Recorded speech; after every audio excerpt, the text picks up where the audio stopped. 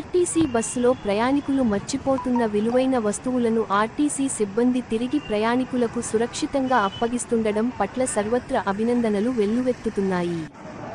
సిద్దిపేట జిల్లా హుస్నాబాద్కు చెందిన RTC bus Huzurabad నుండి హుస్నాబాద్కు వెళ్తున్న క్రమంలో మార్గమధ్యలో సైదాపూర్లో కుమ్మరి విజయ్ అనే ప్రయాణికుడు బ్యాగ్తో సహా బస్సు ఎక్కాడు.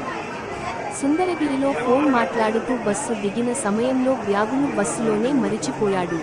ప్రయాణికుడు విజయ్ బస్టాండ్ కంట్రోలర్ నెంబర్ తెలుసుకొని కంట్రోలర్కు ఫోన్ ద్వారా సమాచారం అందించాడు.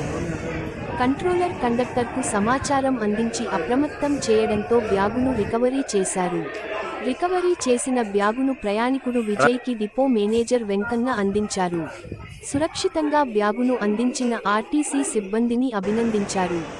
ఆర్టీసీ బస్సులో ప్రయాణికులను గమ్యస్థానానికి సురక్షితంగా చేరవేయడంతో పాటు బస్సులో మార్చిపోయిన వారి వస్తువులను కూడా సురక్షితంగా అందిస్తున్నామన్నారు. బ్యాగులో 3 తులాల బంగారం, ఒక మొబైల్ ఫోన్, బట్టలు సురక్షితంగా ఉండడంతో ప్రయాణికుడు విజయ్ హర్షం వ్యక్తం చేశాడు. బ్యాగును విలువైన వస్తువులను సురక్షితంగా తనకు అందించిన ఆర్టీసీ సిబ్బందికి, డిపో మేనేజర్కు ధన్యవాదాలు తెలిపాడు.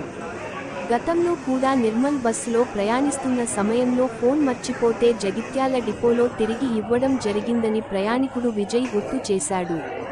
ప్రయాణికుడికి సురక్షితంగా బ్యాగ్ అందించడంలో conductor Sagar, driver Anjaneyulu, traffic superintendent Murali, కంట్రోలర్లు అబ్రహం, శేఖర్, సెక్యూరిటీ వెంకటేష్ ఉన్నారు.